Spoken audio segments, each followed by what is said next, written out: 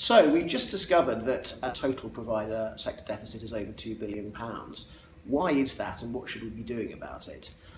Lots of chairs and chief executives say to us that they think there are three things that are going on. The first is that demand is continuing to rise rapidly.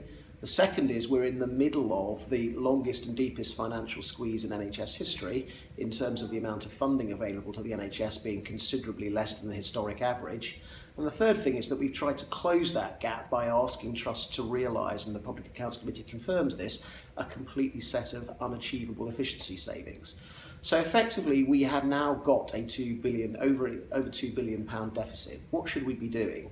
I think there's three things we need to do. The first is trust chief executives say to us they're acutely conscious of the need to realise efficiency savings. They are doing all they can, but we need to be realistic about how many efficiency savings we can realise. And to be frank, there isn't a proper, well worked through plan to realise those £22 billion of efficiency savings the NHS is meant to be realising.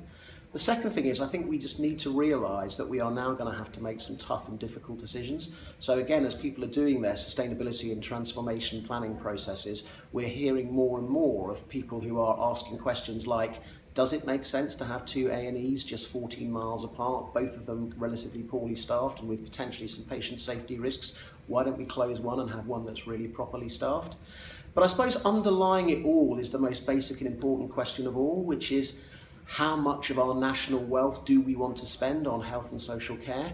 The NHS is remarkably efficient. We produce better health outcomes for the amount of money than anybody else in the world. But in the end, you get what you pay for. And I think there's a real danger that if we let the amount of our GDP that we spend on health fall to the levels that are projected for 2020, we simply won't be able to provide the quality of health and care that we all would like to.